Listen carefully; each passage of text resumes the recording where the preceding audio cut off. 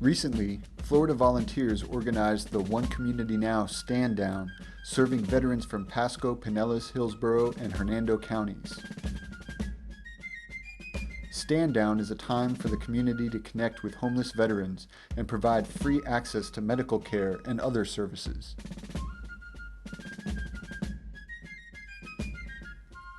On the stage was the ceremonial table for the missing and fallen warriors. The empty chair symbolizes the missing and fallen that aren't present.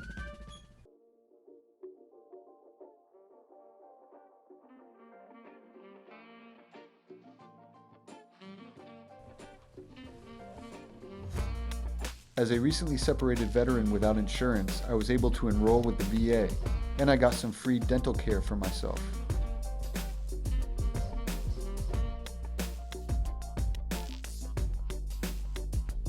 I got a filling. In the big tent, there was a great forum on local services for veterans. It was moderated by Brian Anderson, a former Green Beret who is doing incredible work with veterans. He is a true warrior. Look at this, veterans. Come on in. Grab yourselves a seat. Everybody who's in the Marine Corps, give me an applause. And who is in the 82nd Airborne Division? Yeah! Congratulations. Congratulations. You let me down, 82nd Airborne Division, in so many ways. Hear a quick story? Yeah. Okay. So I moved here in 2012 to Pasco County, right? And when I moved to Pasco County, the first thing I saw was the homeless problem. I got here in May 2012. And in 2011, we did a point in time count. We counted 4,408 homeless people. Out of the 4,408 homeless people that we counted in Pasco County, 1,421 of them were veterans. Is that crazy?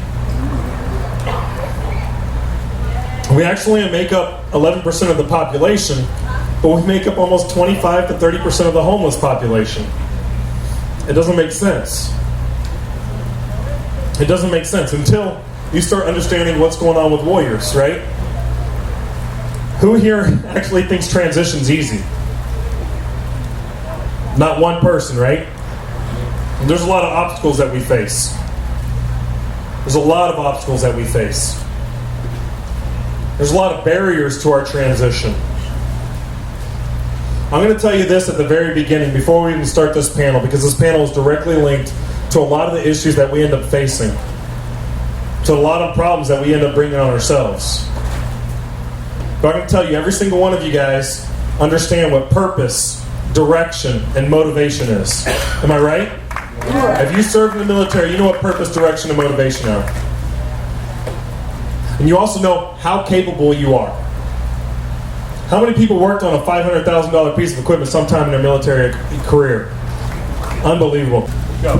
All right, so transitional anxiety, it's a real thing. They spend a lot of time when you go into the military training you and telling you what you need to know, what you need to expect, how you need to act, the skills that you need to have. And then when it's time to go home, they say, great job, here's a DD-214. We don't get any training on how to be home. We don't get any training on how to be back, which is the whole idea of the place that I work is called Readjustment Counseling Service. We're adjusting, and it's a little annoying for me because I have a little OCD myself, and readjustment seems like not a word. But adjustment counseling, adjustment disorders are real.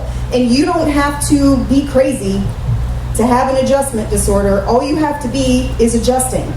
Because you can't go from doing one thing, all of that training. I'm done already? Yeah.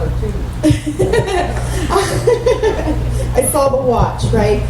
You can't go from all of that consistency, all that structure, all that stuff to being home, and then having people say, well, what are all these letters here on your resume. That doesn't mean anything. Or when you tell them what it means, then they go, oh, not sure I want somebody that well trained on my staff. It's too long of a conversation to have in 1 minute. But transition is real. It's not automatic. And if you were able to do it without any help, you would be some kind of superhero. So please don't ever feel like you have to fall into some kind of big mental health trap to come and talk to somebody about your adjustment. Remember, so we have the Vet Center, we have North Tampa Behavioral Health, we have the Veterans Alternative, and we have the Circle of Veterans. Gabe. I got a question about the stigma of being a veteran, because often veterans, they hear two things. Thank you for your service, and then maybe they don't hear it explicitly, but there's that question, do you have PTSD? So I'm wondering, like, some things we can do to kind of fight that perception among civilians.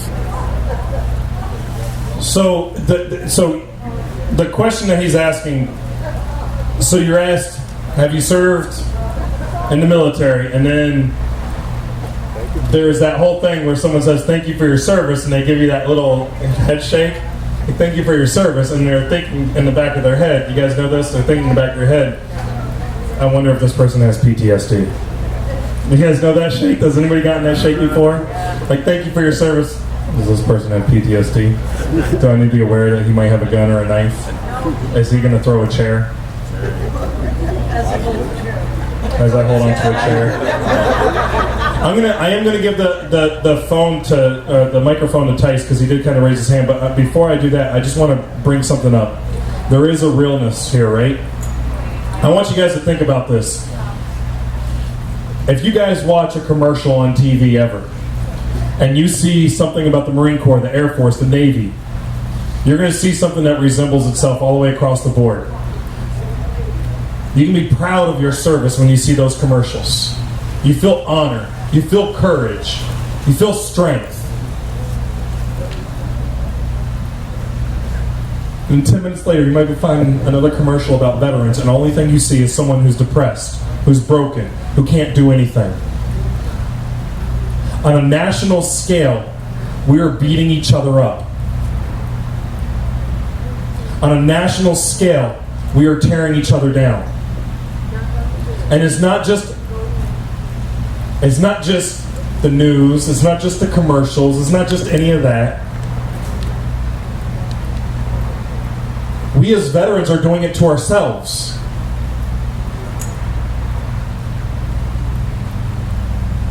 So I reject that norm.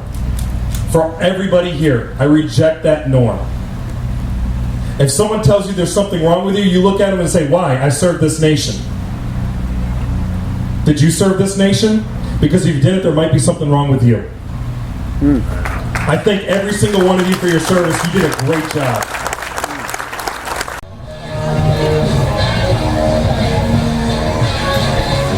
Oh, go ahead.